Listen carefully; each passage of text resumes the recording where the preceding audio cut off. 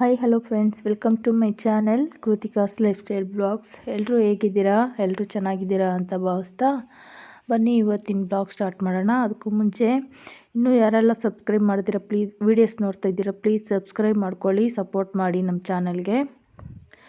ಹಾಗೆ ಇಷ್ಟ ಆಗಿದರೆ ಒಂದು ಲೈಕ್ ಕೊಡಿ, ಫ್ರೆಂಡ್ಸ್ ಆ್ಯಂಡ್ ಫ್ಯಾಮಿಲಿಗೆ ಶೇರ್ ಮಾಡಿ.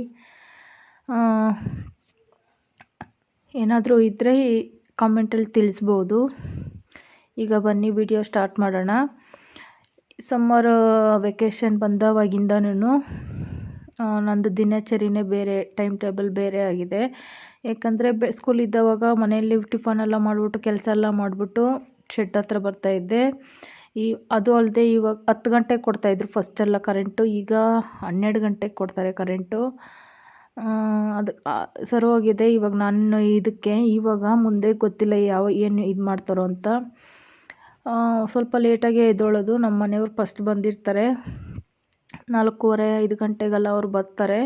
ಬಂದು ಹಸುಗಳಲ್ಲಿ ಹಾಲು ಕರ್ಕೊಂಡು ಡೈರಿಗೆ ಎತ್ಕೊಂಡು ಹೋಗ್ತಾರೆ. ನಾವು ಆಮೇಲೆ ಬರೋದು. ಅದೇ ಸ್ಕೂಲ್ ಇದ್ದವಾಗ ನಾನು ಇಷ್ಟೊತ್ತಿಗೆ ಬರೋಕ್ಕಾಗೋದಿಲ್ಲ. ಯಾಕಂದರೆ ಮಕ್ಕಳಿಗೆ ಟಿಫನ್ ಮಾಡಬೇಕು, ಅವ್ರನ್ನ ಡ್ರಾಪ್ ಮಾಡಬೇಕು. ಸೊ ಹಂಗಾಗಿ ಸಮ್ಮರ್ ಹಾಲಿಡೇಸ್ ಬಂದವಾಗಿಂದ ಮಗನೂ ಜೊತೆಲೇ ಶೆಡ್ಡಲ್ಲಿ ಕೆಲಸ ಮಾಡೋಕ್ಕೆ ಬರ್ತಾನೆ, ಹೆಲ್ಪ್ ಮಾಡೋಕ್ಕೆ ಬರ್ತಾನೆ. ಅವನು ನಾವೇನು ಮಾಡು ಅಂತ ಹೇಳೋದಿಲ್ಲ, ಅವನೇ ಇಷ್ಟಪಟ್ಟು ಮಾಡೋದು. ಅವರಪ್ಪ ಹಾಲು ಕರಿತಾ ಇದ್ದರೆ ಹಾಲು ಕರೆಯೋದಕ್ಕೆ ಜೊತೆ ಕೂತ್ಕೊತಾನೆ. ಮತ್ತು ಬೂಸಗಳು ಹಾಕ್ತಾನೆ, ಕುಡ್ತಿ ಇಡೋವಾಗ ಹಿಂಗೆ ಸಣ್ಣ ಪುಟ್ಟ ಕೆಲಸ ಅವನು ಮಾಡ್ತಾನೆ. ನಾನು ಹೋಗ್ತೀನಿ ಅಂತೇಳಿ ಗಾಡಿ ಸ್ಟಾರ್ಟ್ ಮಾಡಿದ್ರೆ ಸಾಕು, ಅವನು ಬರ್ತಾನೆ, ನಾನು ಬರ್ತೀನಿ ಅಂತ ಹೇಳ್ಬಿಟ್ಟು. ಈಗ ಇಬ್ಬರು ಬಂದಿದ್ದೀವಿ. ನಮ್ಮ ಮನೆಯವರು ಹಾಲು ಎತ್ಕೊಂಡು ಹೋಗಿದ್ದಾರೆ, ಇನ್ನೂ ಬಂದಿರಲಿಲ್ಲ. ಸರಿ ಅಂತ ಹೇಳ್ಬಿಟ್ಟು ಕಸ ಇನ್ನೂ ಗುಡಿಸಿದ್ದಿಲ್ಲ. ಸೊ ಹಂಗಾಗಿ ನಾನೇ ಎಲ್ಲ ಗುಡ್ಡೆ ಮಾಡ್ಕೊಳ್ತಾ ಇದ್ದೀನಿ. ಇದು ಹುಲ್ಲು ಇವತ್ತು ಯಾವಾಗೂ ಹುಲ್ಲು ಹಾಕಲ್ಲ ನಾವು. 1-2 ಹಸುಗಳಿಗೆ ಹುಷಾರಿಲ್ಲ ಹಸುಗಳಿಗೆ, ಅದಕ್ಕೋಸ್ಕರ ಅವು ಮಲಗ್ತಾ ಇದ್ದಿಲ್ಲ ಬರೀ ಮ್ಯಾಟ್ ಮೇಲೆ. ಹಂಗಾಗಿ ರಾಗಿ ಹುಲ್ಲು ವೇಸ್ಟ್ ಇತ್ತಲ್ವ, ಅದನ್ನು ಅಳ್ತಿದ್ದೀವಿ ಕೆಳಗಡೆ. ಗೊತ್ತಿಲ್ಲ ಏನು ಟೈಮು ಏನು ಅಂತ, ಯಾರು ಕೆಟ್ಕೊಂಡು ಬಿದ್ದಿದೆಯೋ ಏನು ಅಂತ ಗೊತ್ತಾಗ್ತಾ ಇಲ್ಲ. ನಮ್ಮ ಪರಿಸ್ಥಿತಿ ಹೆಂಗಿದೆ ಅಂತಂದರೆ, ಚೆನ್ನಾಗಿ ಫಲ ಆಗಿರೋವಾಗ ಚೆನ್ನಾಗೇ ಹಸುಗಳು ಇದ್ದಾವೆ. ನಾವು ಅವುಗೆ ಕ್ಯಾಲ್ಶಿಯಮ್ಮು ಮತ್ತು ಚೆನ್ನಾಗಿ ನೋಡ್ಕೊಂಡಿದ್ದೀವಿ, ಏನು ವೀಕ್ ಇದ್ದಿಲ್ಲ, ಏನೂ ಇಲ್ಲ, ಚೆನ್ನಾಗಿದ್ವು ಹಸುಗಳು. ಆದರೆ ಕರು ಹಾಕಿದ್ಮೇಲೆ ಒಂದೊಂದು ಹಸು ಒಂದೊಂದು ಥರ ಪ್ರಾಬ್ಲಮ್ಮು. 3 ಹಸು ಕರು ಹಾಕಿದ್ದಾವೆ. ಆದರೆ ಆ ಕರುಗಳಿಗೆ ನೆಟ್ಟಗಾಲಿಲ್ಲ ಹಸುಗಳಲ್ಲಿ, ಆ ಥರ ಆಗ್ಬಿಟ್ಟಿದ್ದಾವೆ. ಒಂದಕ್ಕೆ ಮಲೇರಿಯಾ ಅಂತಾರೆ, ಇನ್ನೊಂದಕ್ಕೆ ಈ ಕಾಲುಗಳಲ್ಲಿ ಮೂಳೆ ಇದೆಯಲ್ಲ, ಅದು ಒಂಥರ ಊತ ಬರೋ ಥರ ಆಗುತ್ತೆ. ಇನ್ನೊಂದು ಹಸುಗೆ ಕೆಚ್ಚಲು ಅದಷ್ಟಕ್ಕೆ ಅದೇ ತುಳ್ಕೊಂಡು ತೊಟ್ಟು ಗಾಯ ಮಾಡ್ಕೊಂಡಿದ್ದೆ. ಅದನ್ನು ಕಷ್ಟಪಟ್ಟು ಹೆಂಗೋ ಮಾಡಿ ಹೊಲಿಸಿದ್ವಿ. ಆದರೆ ಅದು ಇಟ್ಕೊಳ್ಳಿಲ್ಲ, ಅದು ತಿರ್ಗಾ ಓಪನ್ ಆಗಿಬಿಟ್ಟಿದೆ. ದಿನ ಅದಕ್ಕೆ ಡ್ರೆಸ್ಸಿಂಗ್ ಮಾಡಬೇಕು, ಬ್ಯಾಂಡೇಜ್ ಸುತ್ತಬೇಕು. ಮತ್ತು ಅದರಲ್ಲಿ ಹಾಲು ಕರೆಯೋಕ್ಕಾಗಲ್ಲ, ಬಾವಾಗೋ ಚಾನ್ಸಸ್ ಇರುತ್ತೆ ಅಂದ್ಬಿಟ್ಟು ಇವತ್ತಿಗೆ 1-2 ಸಲ ಏನೋ ಆಗಿತ್ತು ಬಾವು. ತಿರ್ಗಾ ಅದಕ್ಕೆ ಡಾಕ್ಟ್ರು ಕರೆಸಿ ಇಂಜೆಕ್ಷನ್ ಮಾಡಿಸ್ಬೇಕು. ಮತ್ತು ಈ ಹಸುಗಳಿಗೂ ಅಷ್ಟೇ, ಒಂದಿನ ಚೆನ್ನಾಗಿತ್ತು ಅಂದರೆ ಇನ್ನೊಂದು ದಿನ ಚೆನ್ನಾಗಿರೋದಿಲ್ಲ. ಈ ಥರ ಆಗ್ಬಿಟ್ಟಿದೆ ನಮ್ಮದು. ಇದು ಹಸುಗಳಂದರೆ ಸುಮ್ಮನೆ ಎಲ್ಲ ತುಂಬಾ ಕಷ್ಟ ಬೀಳಬೇಕು. ಇಷ್ಟು ದಿನ ನಮಗೆ ಈ ಥರ ಪ್ರಾಬ್ಲಮ್ಸ್ ಬಂದೇ ಇಲ್ಲ. ಇವಾಗ ಒಂದು 3 ತಿಂಗಳಲ್ಲಿ ಆಯಿತು ಒಂದು ಹಸು ಸತ್ತೋಗಿ. ಅದು ಅಷ್ಟೇನೆ, ಕರು ಹಾಕಿದ್ಮೇಲೆ ಸಡನ್ನಾಗಿ ಮಲ್ಕೊಬಿಡ್ತು. ಮಿಷಿನ್ ಎತ್ಕೊಬಂದು ನಾವು ನಿಲ್ಲಿಸಿದ್ವಿ, ಟ್ರೀಟ್ಮೆಂಟ್ ಕೊಡಿಸಿದ್ವಿ. ಅದು 1-2 ದಿನ ಚೆನ್ನಾಗಿರೋದು, ಮತ್ತು ಹಂಗೆ ವೀಕ್ ಆಗಿಬಿಡೋದು, ಆ ಥರನೇ ಮಾಡಿತು. ಒಂದಿನ ನಾನು ವೀಡಿಯೋದಲ್ಲಿ ತೋರಿಸಿದ್ದೆ ಆ ಹಸುನ. ಆ ಹಸು ಸತ್ತೋಯ್ತು, ಇದ್ದಿಲ್ಲ. ಇವಾಗ ಅದನ್ನೆಲ್ಲ ಆ ಹಸುಗೆ ಟ್ರೀಟ್ಮೆಂಟ್ ಕೊಡಿಸಿ ಒಂದು 60,000ವರೆಗೂ ಖರ್ಚು ಮಾಡಿದ್ವಿ. ಇನ್ನು ಇವುಗಳಾದರೂ ಸ್ವಲ್ಪ ಕರು ಹಾಕಿದ್ರೆ ನಾವು ಸ್ವಲ್ಪ ಬಚಾವ್ ಆಗ್ತೀವಿ ಅಂತ ಅನ್ನೋವಾಗ ಈ ಹಸುಗಳು ಕೂಡ ನಮಗೆ ಈ ಥರ ಮಾಡ್ತಾ ಇದ್ದಾವೆ. ಯಾಕಂದರೆ ಎಲ್ಲ ನಾವು ಮೇಂಟೆನೆನ್ಸ್ ಮಾಡಬೇಕಾಗಿರೋದು ಈ ಹಾಲು ಇದರಿಂದ ಬರೋ ಇದರಲ್ಲೇ ಅಲ್ವಾ. ಇವಾಗ ಈ ಸಖತ್ ಫಿನಾನ್ಷಿಯಲಿ ಸ್ವಲ್ಪ ಟೈಟ್ ಆಗಿದೆ. ಇವಾಗ ನೋಡ್ತಾ ಇರ್ಬೋದು, ಈ ಹಸುಗೆ ಇಲ್ಲಿ ಕೆಚ್ಚಲು ಹೊಲಿಸಿದ್ದೀವಿ, ನೋಡ್ತಾ ಇರ್ಬೋದು. ಆ ಕಡೆ ಸ್ವಲ್ಪ ದಪ್ಪಗಿದೆ, ಇದು ಅದೇ ತುಳ್ಕೊಂಡಿದ್ದು ಪ್ರೆಗ್ನೆಂಟ್ ಇರಬೇಕಾದ್ರೆ ಹಸು ಪಲಾಗಿತ್ತಲ್ವ ಆವಾಗ ಮಲ್ಕೊಂಡು ಎದ್ದೇಳುವಾಗ ಅದೇ ತುಳ್ಕೊಂಬಿಟ್ಟು ಗಾಯ ಮಾಡ್ಕೊಂಡಿದ್ದು. ನಾವು ತುಂಬಾ ಇದು ಮಾಡಿದ್ವಿ ಸರ್ಜನ್ ಡಾಕ್ಟ್ರನ್ನ ಕರ್ಸೋದಕ್ಕೆ, ಬಟ್ ಯಾರೂ ಸಿಗಲಿಲ್ಲ. ಆಮೇಲೆ ಇನ್ನೊಬ್ಬರು ಸರ್ಜನ್ ಡಾಕ್ಟ್ರವರು ಅವ್ರ ಕೈಯಲ್ಲಿ ಹೆಂಗೋ ಹಂಗೆ ನಾನು ನಮ್ಮ ಮನೆಯವರು ಮಗ ಇಷ್ಟು ಜನನೇ ಹಿಡ್ಕೊಂಡಿದ್ವಿ ಹಸುನ. ಅವ್ರು ಹೆಂಗೋ ಹಂಗೆ ಬಂದು ಹೊಲಿದ್ರು. ಅವಾಗಿನ್ನೂ ಕರು ಹಾಕಿದ್ದಿಲ್ಲ. ಹೊಲ್ದಿದ್ದು 3 ದಿನಕ್ಕೇನೋ ಕರು ಹಾಕ್ಕೊಬಿಡ್ತು. ಅದು ಇನ್ನೂ ಒಂದು ವಾರ ಕರು ಹಾಕಿಲ್ಲ ಅಂದಿದ್ರೆ ಚೆನ್ನಾಗಿ ಇದಾಗ್ಬಿಟ್ಟಿರೋದು. ಕರು ಹಾಕ್ತಲ್ವಾ, ಹಾಲು ಕೆಚ್ಚಲಲ್ಲಿ ಬಿಟ್ಕೊಳಕ್ಕೆ ಸ್ಟಾರ್ಟ್ ಆಯ್ತಲ್ವಾ, ಆವಾಗ ಅದು ಮತ್ತೆ ಓಪನ್ ಆಗೋಯ್ತು. ಇನ್ನೂ ಸರಿ ಹೋಗಿಲ್ಲ ಅದು. ಸಖತ್ ಕಷ್ಟ ಆಗ್ತಾಯಿದೆ ಈ ನಡುವೆ ನಮಗಂತೂ.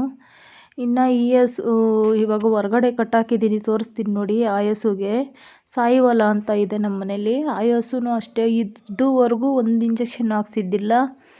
ಆದರೆ ಇವಾಗ ಆ ಹಸುಗೂ ಕೂಡ ಒಂದಿನ ಚೆನ್ನಾಗಿದ್ರೆ ಇನ್ನೊಂದು ದಿನ ಹುಷಾರಿಲ್ದಿರಂಗಾಗುತ್ತೆ. ಏನೋ ಹೇಳೋಕ್ಕೆ ವಿಚಿತ್ರವಾಗಿದೆ. ಯಾಕಂದರೆ ಒಳಗೆ ಕಟ್ಟಾಕಿದ್ರೆ ಕತ್ತೆಲ್ಲ ಒಂದು ಕಡೆ ಎಳ್ಕೊಳ್ಳೋಗೋ ಥರ ಮಾಡೋದು, ಕಾಲು ಕುಂಟೋದು, ಈ ಥರ.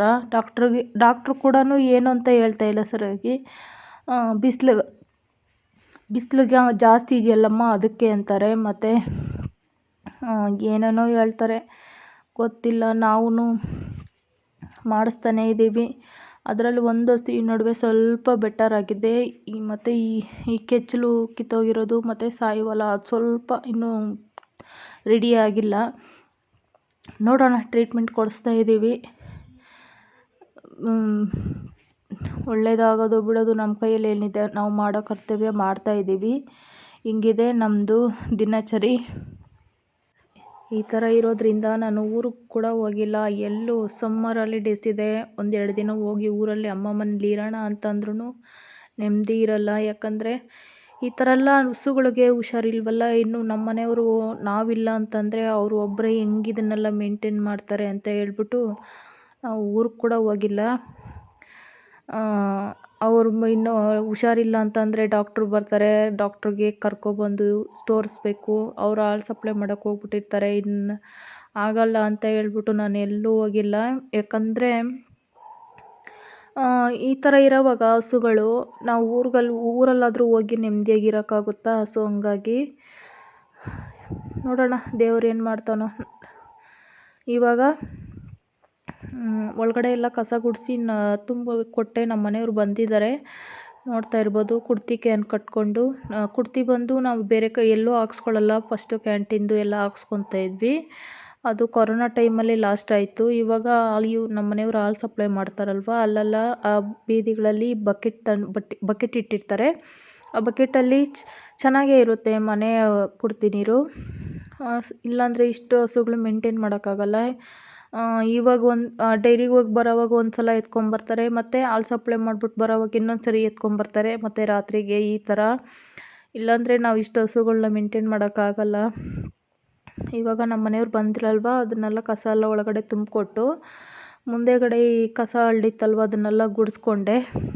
ಈ ರಾಗಿ ಹುಲ್ಲು ಹಾಕೋದ್ರಿಂದ ಸುತ್ತಲೂ ತುಂಬಾ ಕಡ್ಡಿಗಳೆಲ್ಲ ಗಾಳಿಗೆಲ್ಲ ಬರುತ್ತಲ್ವ, ಅದು ಸ್ವಲ್ಪ ಗಲೀಜಾಗಿ ಕಾಣಿಸುತ್ತೆ ಅಂತ ಹೇಳ್ಬಿಟ್ಟು ಎಲ್ಲ ಗುಡಿಸಿದ್ದಾಯಿತು. ಇವಾಗ ಇಟ್ಕೊಂಬರ್ತಾಯಿದ್ದೀನಿ ನೋಡಿ ಹಸು. ಇದು ಫಲಾಪಿ ಹೆಂಗಿತ್ತು ಗೊತ್ತಾ ನಮ್ಮ ಮನೇಲಿ ಹಸುಗಳು. ಇವಾಗ ನೋಡೋಕ್ಕೆ ಒಂಥರ ಕಷ್ಟ ಆಗುತ್ತೆ, ಆ ಥರ ಇದ್ದಾವೆ ಹಸುಗಳು. ಕರುಗಳು ಹಾಕಿದಾವೆಲ್ಲ, ಕರುಗಳಿಗೆ ಸಾಲ್ತಾ ಇಲ್ಲ ಹಾಲು, ಅಷ್ಟು ವೀಕ್ ಆಗಿದ್ದಾವೆ. ನಮಗೆ ಹಾಲು ಬೇಕಾದರೆ ನಿಧಾನಕ್ಕೆ ರೈಸ್ ಆಗಲಿ, ಆದರೆ ಹಸುಗಳು ಬೇಗ ರೆಡಿ ಆಗಲಿ ಅಂತ ನಾನಂತೂ ತುಂಬಾ ದೇವ್ರ ಹತ್ರ ಇದು ಮಾಡ್ಕೊಳ್ತಾ ಇದ್ದೀನಿ. ಇದೇ ನೋಡಿ ಸಾಯಿವಾಲ. ಈ ಹಸು ಅಂತೂ ಹುಟ್ಟಿದಾವಾಗಿಂದನೂ ನಮ್ಮ ಮನೇಲೇ ಹುಟ್ಟಿದ್ದು ಹಸು ಇದು. ಒಂದು ಇಂಜೆಕ್ಷನ್ ಕೂಡ ಅದಕ್ಕೆ ಹಾಕ್ಸಿದ್ದಿಲ್ಲ. ಈ ಸರಿ ಸುಮಾರು ಆಗೋಯ್ತು ಇಂಜೆಕ್ಷನ್ನು. ನೋಡ್ತಾ ಇರ್ಬೋದು ಹೆಂಗಿತ್ತು ಅಂದರೆ ಆ ಹಸು ಒಂದು ಇದು ಕಾಣಿಸ್ತಾ ಇದ್ದಿಲ್ಲ, ಅಷ್ಟು ಮೈ ತುಂಬ್ಕೊಂಡಿತ್ತು. ಇವಾಗ ನೋಡ್ತಾ ಇರ್ಬೋದು, ಇಲ್ಲಿ ಕಟ್ಟಾಕಿದ್ದೀನಿ.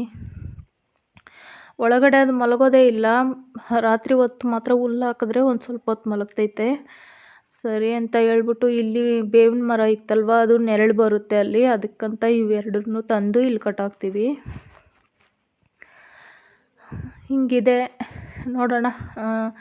ಈ ಕೆಟ್ಟ ಕಣ್ಣು ಅಂತ ಎಲ್ಲ ಹೇಳ್ತಾರಲ್ವಾ, ಈ ಪರಿಸ್ಥಿತಿಗಳಲ್ಲಿ ಎಲ್ಲನೂ ನಂಬೋ ಥರನೇ ಇರುತ್ತಲ್ವಾ. ಯಾಕಂದರೆ ನಮ್ಮ ಪರಿಸ್ಥಿತಿನೂ ಹಂಗೆ ಇದೆ, ಎಲ್ಲದಕ್ಕೂ ಮ್ಯಾಚ್ ಆಗೋ ಥರನೇ ಇದೆ ಅಲ್ವಾ. ಕೆಟ್ಟ ಕಣ್ಣು ಬಿದ್ದಿದೆಯೋ ಇಲ್ಲ ಅದಕ್ಕೆ ಈ ಥರ ಹುಷಾರಿಲ್ದಿರ ಆಗಿದೆಯೋ ಏನೋ ಒಂದು ಗೊತ್ತಿಲ್ಲ. ಇಷ್ಟೇ ಇವತ್ತಿನ ವಿಡಿಯೋ.